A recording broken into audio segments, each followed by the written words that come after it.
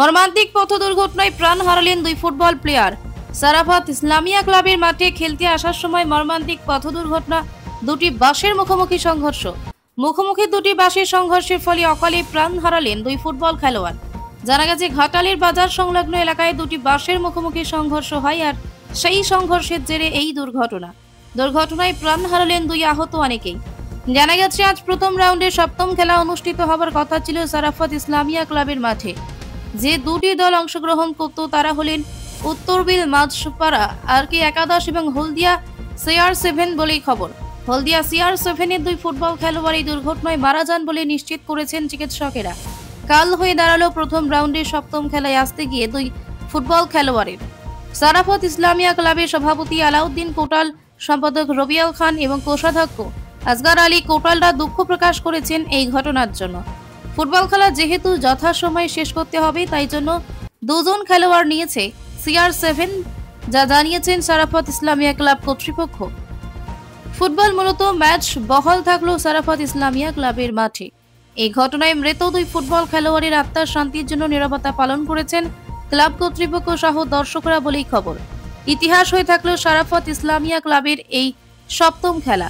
চলুন ক্লাব কর্তৃপক্ষরা কি বলছেন শুনবো বিস্তারিত। ঘাটাল থেকে ইনাবন ভুঁইয়ার রিপোর্ট। দেখুন, আমরা খবর পেলাম আজকে যে দুটি দলের খেলা ছিল, সেটি হচ্ছে যেটা খেলাটা ছিল উত্তরবিল মাঝপাড়া আরকে একাদশ, তার সাথে তীব্র প্রতিদ্বন্দ্বিতার জন্য আমরা যে টিমটাকে পেয়েছিলাম CR7 হলদিয়া।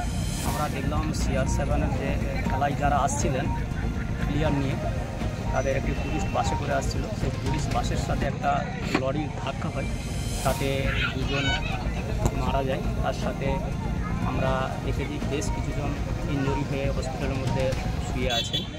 আমরা মর্মাহত, আমরা দুঃখিত।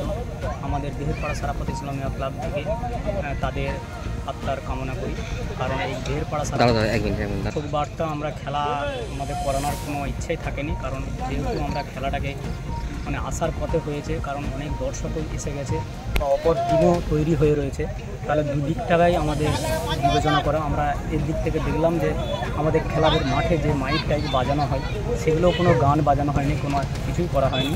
আমরা জাস্ট ওই দেশাত্মবোধক গান দিয়ে শুরু করে তাদের উদ্দেশ্যে, তাদের স্মৃতির যারা বেডে এখনও শুয়ে আছেন তাদের দ্রুত রোগের আরোগ্য কামনা করে আমরা এক নিয়ে নীরবতা পালন করেছি।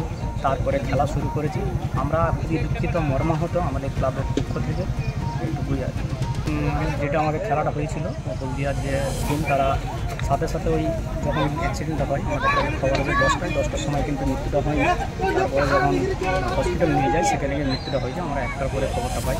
তারপরেই তারা এই আমাদের ক্লাবের সম্মান বাঁচানোর থেকে সব কিছু থেকে দিক থেকে শুরু করে তারা আবার তাদের প্রতিনিধি দলকে পাঠিয়েছিল।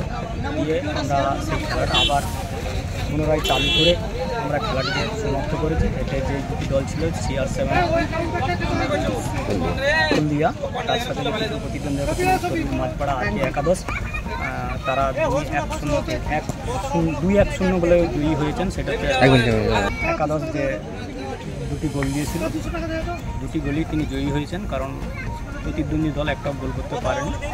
খেলাতে হাত জিত আছে, এটা তো স্বাভাবিকই হবে, কিন্তু আমরা টোটাল দেহেরপাড়া সারাফত ইসলামিয়ার কাছে পিস নিউজ বাংলা, সত্যের পক্ষে, শান্তির পথে।